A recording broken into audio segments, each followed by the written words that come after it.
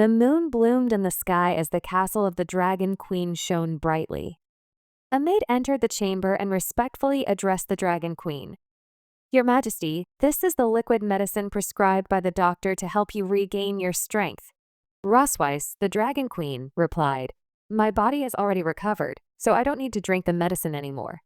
The maid's eyes widened when she noticed the shattered mirror. "Your Majesty, what happened here?"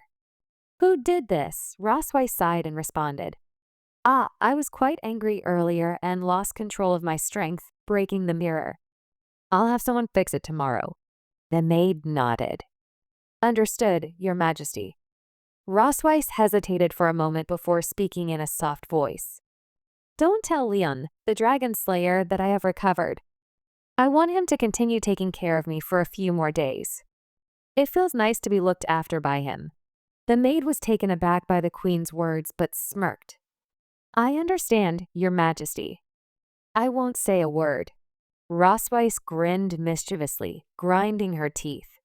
"Leon, your peaceful days are over. Prepare yourself to be tormented by me." 2 days later, the scene shifted to the castle garden, where Leon and Mune were playing. "Daddy, Daddy," Mune called excitedly. "I want to learn that shiny thing you do with your body." Leon, whose body was imbued with the dragon seal, looked at her curiously. Sparkly magic?" Mune nodded eagerly. "Yes, the one you and Mommy used at the training ground." Leon chuckled. "Why do you suddenly want to learn magic?" Mune quickly replied, "My sister Noah has learned a lot of magic at the academy, and I don't want to fall behind. Please teach me, Daddy." Leon smirked, realizing that having 2 children at home created a healthy sense of competition. She admires her sister a lot, so she wants to be like her, he thought. He looked at Mune. "All right then, Daddy will teach you. Let's start with some simple magic guidance." Mune beamed. "Thank you, Daddy." Noah, watching their conversation from afar, gritted her teeth. She wasn't particularly fond of her father, and seeing him shower Mune with attention annoyed her. Leon observed Mune's progress and was surprised. She's a quick learner. In just a short time, she successfully guided magic power through her body.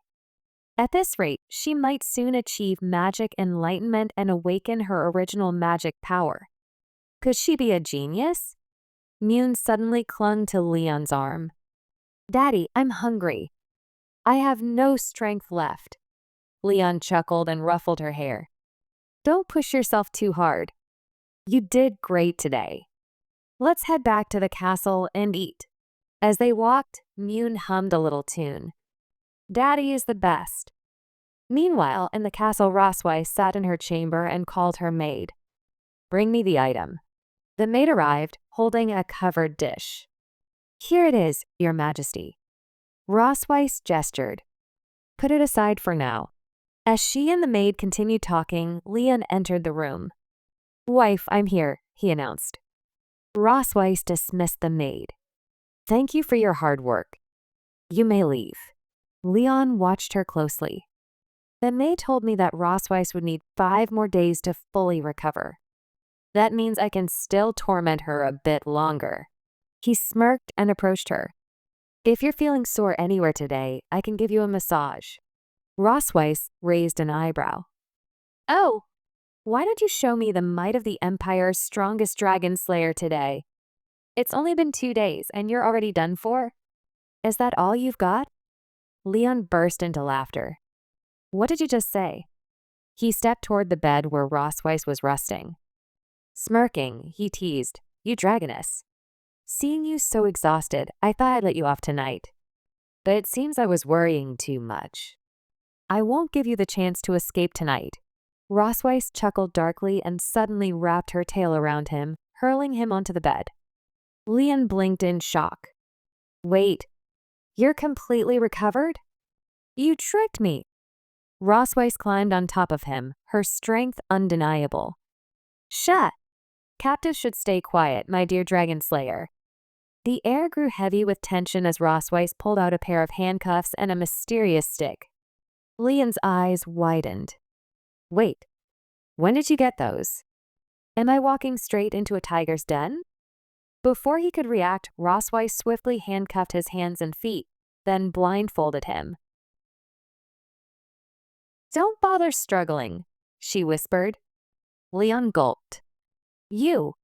Are you torturing me to extract a confession? The next morning, Leon, seemingly unfazed by the previous night's events, decided to take his revenge in a rather innocent way.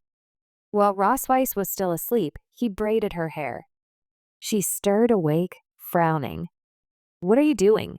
Leon grinned. You're awake. Here, take a look. He handed her a mirror, revealing the intricate braid he had styled for her. Rossweiss's eyes widened in surprise. What is this? Leon shrugged. I just made it up randomly. If you don't like it, you can untie it. Rossweiss hesitated before turning away, hiding a small smile. It's not that bad. Secretly, she decided to keep the hairstyle.